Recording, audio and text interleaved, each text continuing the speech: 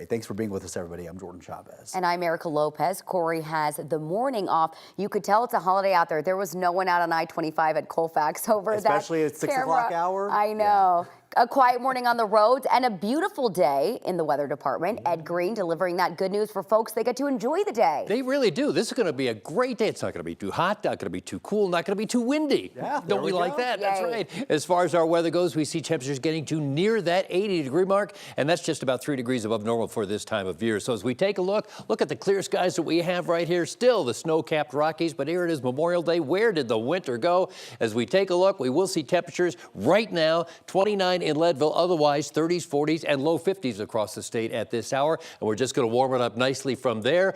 Denver, we will see 79 degrees today with lots of sunshine to go around. And look at this. We get into the low 80s for your Tuesday, Wednesday, and Thursday. Chance for late day shower or thunderstorm anywhere from isolated to a 40% chance. 30% chance on Friday as a front comes through, so a bit cooler, 74 degrees. And then to start your weekend Saturday, only an isolated storm and right back to near 80 degrees.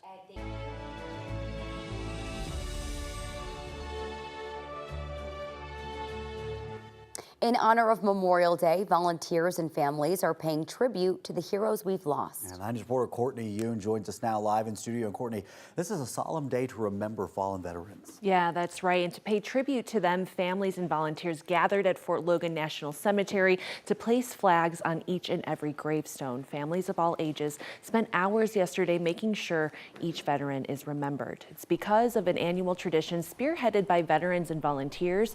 Now there's a flag on each headstone at Fort Logan. Later on today, there will be a wreath-laying ceremony with speakers, a moment of silence, playing of taps, a rifle volley, and a flyover by the Colorado Air National Guard.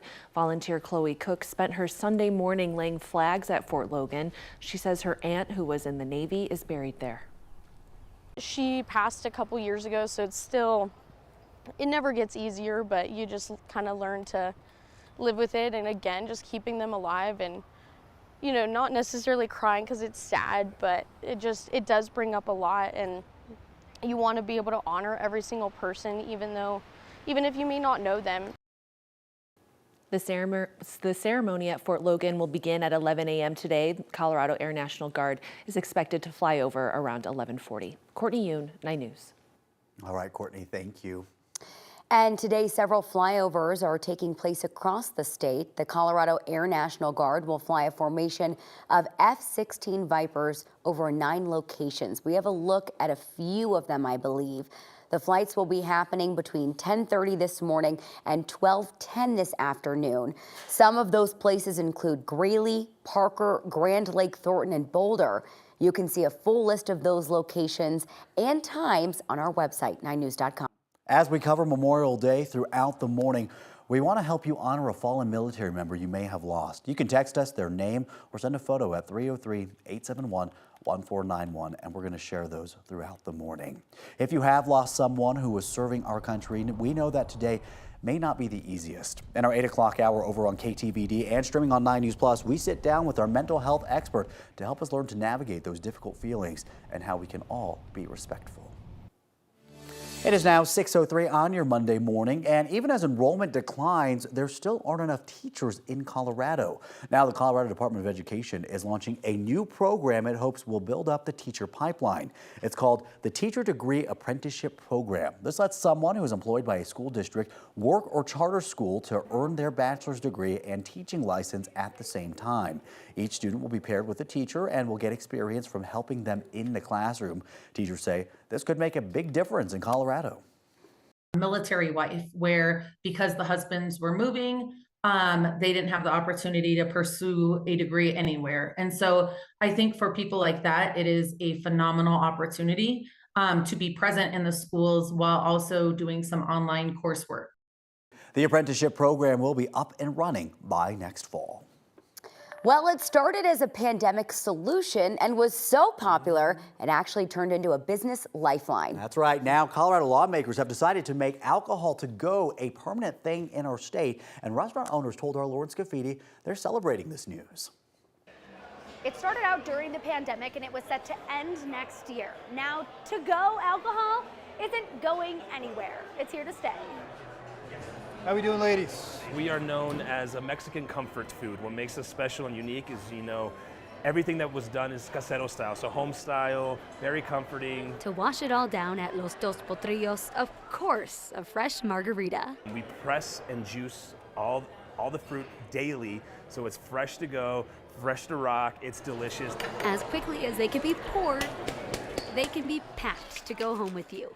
Governor Polis first gave the green light for to-go alcohol during the pandemic in 2020. In that moment, we were just so excited to start pouring. We made over 100 margaritas within the first 20 minutes, and they were gone within 2 hours.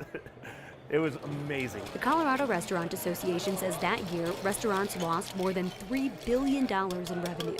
They say the vast majority of restaurants have relied on to-go drinks to help with that revenue dip. You still were able to get a to-go meal, and then you can have a margarita on top of it, which I know a lot of us needed some extra loving during that time. The law was set to end in 2021, then again in 2025, and now it'll stick around for good. It's just great, you know, we're super excited. We have set a new standard since COVID. That's been the standard since when we allowed alcohol, and now the standard's permanent. Ramirez says most of the to-go orders are packed with a drink. It's nice because I like them too. It's comfort food with a kick. Has a little chotero punch to it. Right from your own couch. There you go, guys. 2 skinnies. Given that extra, that multicolor experience, and this is being able to take a margarita and our food home, it's just an extension of our dining room, an extension of our hospitality. You know, you get Los Dos at home. No problem. You have a good night, okay? And cheers to that. In Castle Rock, Lauren Scafidi, 9 News. A scary sight in Australia over the weekend. A light aircraft was forced to make a crash landing in Sydney as it flew really low over a suburb. This happened on Sunday. The aerial footage was captured by CNN affiliate 9 News Australia. They reported that both passengers on that flight were able to escape with minor injuries. Right now, it is still not clear why the aircraft had to make that crash landing. Another scary incident involving a plane in Ireland over the weekend as well. Turbulence hit a Qatar Airways flight from Doha to Dublin on Sunday, injuring 12 people. Dublin Airport says 6 of the injured were passengers and the other 6 were crew members. The airport says the turbulence hit as the aircraft was flying over Turkey. Fortunately, the captain got it under control quite quickly because I was thinking, oh, it's going to keep falling. But unfortunately, there was a couple of passengers that didn't have seatbelts on, so they were thrown in front of us. They were thrown out of their seats and hit their head.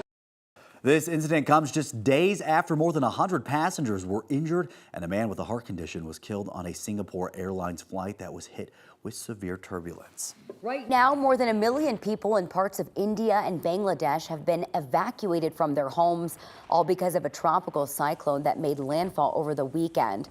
The storm is bringing heavy rains and winds as it continues moving inland across eastern India. There are already some reports of damage from the storm.